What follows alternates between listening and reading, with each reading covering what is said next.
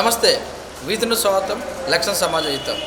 వర్షాలు రాక వర్షాకాలం వచ్చి నెల రోజులు అవుతుంది, అయినా కూడా ఎక్కడ కూడా వర్ణుడు కనిపిస్తలేడు. నల్లటి మేఘాలు వచ్చి ఆవలించి ఎక్కడికక్కడ తేలిపోతున్నాయి. ప్రజలు మరి టెంపుల్లో కూడా వివిధ రకాల ప్రయత్నాలు కూడా చేస్తున్నారు. మనం చూస్తుండవచ్చు వర్ణయాగం గత ఈ నెల రోజుల నుంచి కూడా అక్కడక్కడ విలేజ్లలో కూడా చేస్తున్నారు. ప్రస్తుతం మనము ముషీరాబాద్ నియోజకవర్గం చిక్కడపల్లి డివిజన్ వివేకనగర్ కాలనీలో ఉన్నటువంటి హనుమాన్ టెంపుల్లో ఈరోజు వర్ణయాగం నిర్వహించారు. ఇక్కడ ఉన్నటువంటి ట్రస్టీస్ అండ్ చైర్మన్ ఆచార్యులు మరి ఎవరైతే ఉన్నారో వారు కూడా ఉన్నారు. మరి అలాగనే వివిధ భక్తులు ఉన్నారు. వారిని అడిగి మరికొన్ని విషయాలు తెచ్చుకుంటారు. ముఖ్యంగా చూసినట్టయితే వర్షాలు రావట్లేదంటే దాదాపు ప్రజలలో ఉన్నది ఏంటంటే పర్యావరణం మొత్తం కూడా నశించిపోయింది. డెవలప్మెంట్ పేరుతో అంత మరి యాగానికి వర్షాలు పడడానికి సంబంధం చెప్పండి. వాస్తవమే, ఈ ప్రకృతికి విరుద్ధంగా చేయడం వల్ల ఈ కాంక్రీట్ జంగల్ కావడం వల్ల మనకు కోణాలు రాకపోవడం జరుగుతున్నది వాస్తవమే. కానీ మనం దేవాలయ ప్రాశస్త్యాన్ని బట్టి వరుణుడు దేవత, వర్షానికి కారకుడు వరుణుడు. ఆ వరుణుడిని జపం చేసినా పూజ చేసినా అతని యొక్క అనుగ్రహం వల్ల మేఘాల రూపంలో వచ్చి మన ఎక్కడైతే యాగం చేస్తామో యాగం ద్వారా హవిస్సు అంటే ఆ యాగ ఒక ఫలము ఆ వరుణుడికి చెందుతుంది. ఆ వరుణుడు సంతుష్టుడై ఎక్కడైతే మనం యాగాలు చేస్తామో అక్కడ అతను వర్షాలు కురిచేట్టుగా అతను వరమిస్తాడు అన్నమాట. అందుకోసం భగవత్స్వరూపుడైనటువంటి వరుణుడు మనల్ని రక్షించాలని, మన తెలంగాణ రాష్ట్రంలో వర్షాలు సమృద్ధిగా కురవాలని, సస్యశ్యామలంగా ఉండాలని, ఈ ఋతుపవనాలు వచ్చి కూడా నెల రోజులు అవుతున్నప్పటికీ మనకు వర్షాలు రాకపోవడం వల్ల మనం దైవాధీనం జగత్సర్వం అంటారు, మంత్రాధీనంతో దైవత్వం అంటారు. ఈ జగత్తంతా దేవుని ఆధీనంలో ఉంటుంది. ఆ దేవుడు ఎవరి ఆధీనంలో ఉంటాడంటే మంత్రం ఆధీనంలో ఉంటాడు.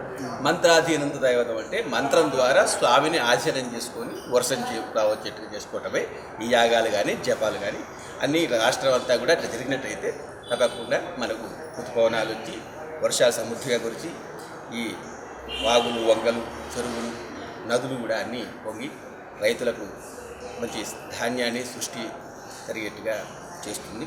అందువల్లనే ఇది ప్రధానమైన ఉద్దేశం ఏమిటంటే వరుణయాగం, వరుణుడు కరుణించాయి భారీగా సమృద్ధిగా వర్షాలు కురవడం కోసం మాత్రం వరుణయాగం. మంత్రం వల్ల, యాగం వల్ల తప్పనిసరిగా ఫలితాలు లభిస్తుంది, వర్షాలు తప్పనిసరిగా వస్తాయి. అయితే మనం చూసుకున్నట్టయితే పూర్వకాలంలో కూడా చాలాసార్లు కరువు కాటకాలు లభించాయి. మరి అప్పటి నుంచి కూడా ఈ ఆచరణ కొనసాగుతుందా? 2002లో చూడవచ్చు, 2006లో కూడా, 2013లో కూడా వర్షాలు రాలేదు. సో ఇప్పుడంటే 2000 తర్వాత దేశం కానీ రాష్ట్రంగా డెవలప్మెంట్లో వర్షాలు రావట్లేదు. అప్పుడు ప్రపంచం మొత్తం పచ్చగానే ఉంది. మరి అప్పుడు పడపోవడానికి కారణాలు ఏమన్నా? వర్షం రాకపోవడం కారణాలు ఆ సంవత్సరంలో రాలేదు అంటే అది మామూలుగా ప్రకృతి వైపరీత్యాలు. ఒక్కోసారి అధిక వృష్టిగా కలిసి భారీ నష్టం జరిగేది కూడా. అదంతా దైవం యొక్క లీల. ఒక ప్రాంతంలో చేసే సత్పురుషులు ఉన్నా ఎక్కడైతే సమాజం దైవ చింతనతో, యాగాలతో, భక్తితో ఉంటుందో అక్కడ సువృష్టి జరుగుతుందన్నమాట. అందువల్ల ఈ దేవాలయాల్లో చేయడం జరుగుతుంది.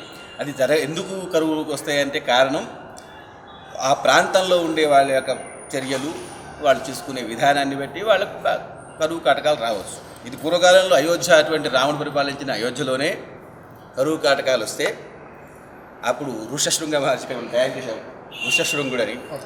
ఆ ఋషశృంగ మహర్షి అంటే కొమ్ము ఉంటుంది. ఆ మహానుభావుడు అక్కడ ఉంటే అక్కడ సమృద్ధిగా వర్షాలు కురుస్తాయని చెప్పి ఆ దశరథ మహారాజు యాగం చేశాడు, వరుణయాగం. అయోధ్యలో రామచంద్రస్వామి పుట్టకముందు అయోధ్యలో కరువు కాటకాలు వస్తే కూడా ఋషశృంగ మహర్షిని ఆ అయోధ్యకు తీసుకొచ్చి వరుణయాగాన్ని నిర్వహిస్తే సమృద్ధిగా వర్షం అయోధ్యలో అప్పటి నుంచి ఎప్పుడు సస్యశ్యామలంగా జరుగుతున్నట్టు మనకు తార్కాణాలు ఉన్నాయి. హేతుబద్ధంగా ఆలోచించినట్టయితే మనం వివరాలు తిరుగుతూ మనకు మనం అనుచితంగా ఆచారంగా వచ్చే విధానాలనే మనం చేయగలుగుతాం. కానీ హేతుబద్ధత అంటే మనకు తెలిసింది నమ్మకం ప్రధానం. దేవుడు అంటే నమ్మకం, మంత్రం అంటే నమ్మకం. అందువల్లనే ఎవరైనా ఈ యాగాలు, యజ్ఞాలు చేస్తుంటారు. అయితే ఈ జీవితం ప్రకారం చూసుకుంటే పాండవులు కూడా ఎక్కడ ఉంటే కూడా అక్కడ వర్షాలు సమృద్ధిగా పడతారని కూడా నానుడు ఉంది. ఈ వర్షానికి పాండవులకు అంటే సంబంధం అది కూడా చరిత్ర ఉంది. పాండవులు విరాట పర్వంలో అజ్ఞాతవాసంలో ఉండేవాళ్ళు. ఇప్పుడు వర్షాలు కురవకపోతే ఊళ్ళల్లో పూర్వం ఏం చేసేవాళ్ళు అంటే విరాట పర్వం చెప్పించుకునేవాళ్ళు. విరాట పర్వం చెప్పినట్టయితే వర్షాలు చక్కగా కురుస్తాయి. అయితే విరాటుడు పాలించేటువంటి ఆ పట్టణంలో వీళ్ళు అజ్ఞాతవాసం చేస్తున్నప్పుడు పాండవులు అక్కడ ఉండటం వల్ల అక్కడ సమృద్ధిగా వర్షాలు కురవటం, గోవులు ఆనందంగా ఉండటం, గో బ్రాహ్మణుడు శోభవతి అంటారు కదా. అందువల్ల విరాటరాజు కురువు కూడా చాలా విశేషంగా ఉంది పాండవులు ఉండటం వల్ల. అందువల్లనే పాండవులు కృష్ణుడికి భక్తుడు, కృష్ణుడు గోవులకు భక్తుడు. గోబ్రాహ్మణులు ఎప్పుడైతే సంతుష్టిగా ఉంటారో అక్కడ వర్షాలు చక్కగా జరుగుతాయి, పట్టణం సుభిక్షంగా ఉంటుంది. కాబట్టి అది మనకు భారత ఆధారంగా విరాట పర్వం చెప్పటం వల్ల పాండవులు ఎక్కడైతే ఉంటారో అక్కడ చక్కగా వర్షాలు పడతాయని ఒక నమ్మకం. అయితే ముఖ్యంగా యాగం చేసేటప్పుడు ఉచ్చరించాల్సినటువంటి నామం అదే మంత్రం ఒకటి వరుణ మంత్రమే. ఇక వరుణ మంత్రమే ఉచ్చరించాలి. జల రూపాయ విద్మహే వరుణాయ అత్యుత్తజోయాత్ అని ఇప్పుడు చేశాము. అదే మూలమంత్రంతో అయితే ఈ వరుణుడు వీళ్ళందరూ కూడా ఇంద్రుని ఆధీనంలో ఉంటారని అష్టదిక్పాలకందరూ కూడా. అయితే చిన్న కథ ప్రకారం ఒకప్పుడు శ్రీకృష్ణుడు ఇంద్రుని కాకుండా నాకే చేయండి అన్నప్పుడు వర్షం బాగా కురిపిస్తే కృష్ణుడు గోవర్ధన గిరి ఎత్తిన సందర్భాలు. మరి కృష్ణుని కూడా ఇందులో ఏమన్నా కృష్ణ ప్రభావం ఏం లేదు. అప్పుడు అది ద్వాపర యుగంలో నేనే భగవంతుడిని, ఎవడు భగవంతుడు లేడు అని ఇంద్రుని యొక్క గర్వం. నాకే హోమం చేసినా ఏం చేసినా ఇంద్రుడే ముల్లోకాలకు అధిపతి కాబట్టి నేనే గొప్ప అని అహంకారం చేత అతను ఉన్నాడు.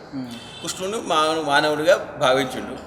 అందువల్ల ఆ కృష్ణుడు ద్వారకలో రాళ్ల వృష్టి అందరికీ అనావృష్టి జరిగేట్టు బీభత్సం సృష్టించిన గాలివానతోటి.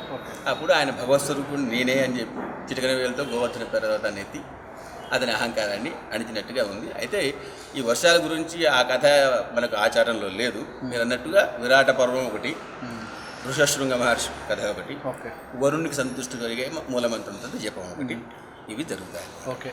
ఇక మరి చూసినట్టయితే హిందూ సంప్రదాయం ప్రకారం జమ్మి చెట్టు కూడా పూజ చేస్తుంటారు. అంటే చెట్టు ఖచ్చితంగా వర్షాలు పడుతుందన్న నమ్మకం కూడా ఉంది.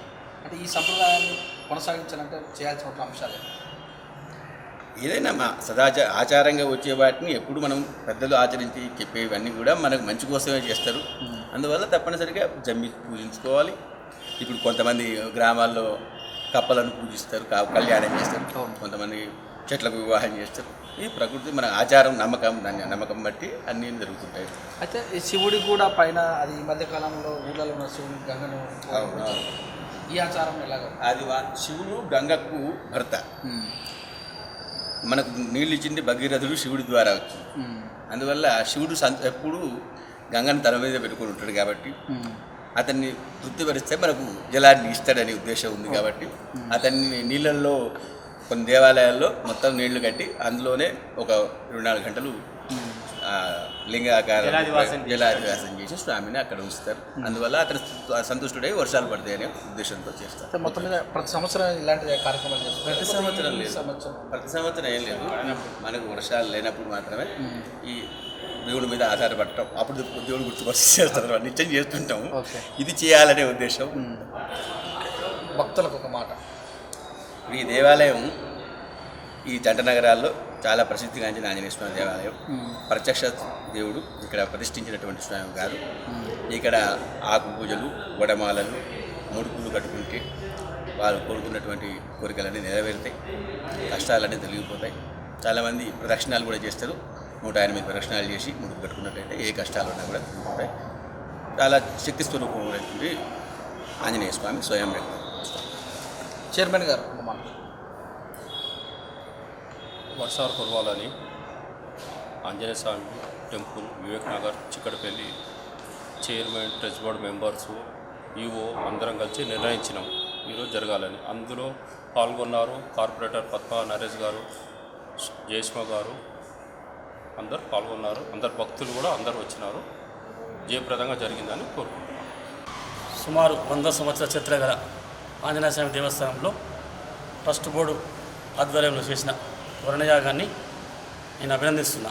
ఎందుకంటే గతంలో కూడా యాజ్ ఏ భక్తుడిగా నేను మాజీ మెంబర్గా వర్ణయాగం చేయించినాక 5-10 రోజులకే వర్షాలు బ్రహ్మాండంగా పడ్డాయి. తెలంగాణ రాష్ట్రం మొత్తం సస్యశ్యామలంగా ఉన్నాయి. దాన్ని ఉద్దేశించే మళ్ళీ కూడా టెంపుల్ వారు అదేవిధంగా మళ్ళీ చేస్తారని చేసింది. ఇది ఖచ్చితంగా మనకు వర్ణయాగం జలప్రదావితం అని చెప్పి జరుగుతుంది. ఆంజనేయ స్వామి దేవస్థానం చిక్కడపల్లిలో జరిగిన వర్ణయాగం చాలా అద్భుతంగా జరిగింది. రాబోయే కాలంలో తెలంగాణ రాష్ట్రం సస్యశ్యామలంగా రైతులు అంతా మంచిగా ఉండాలని ఈ వర్ణయాగం చేయడం జరిగింది.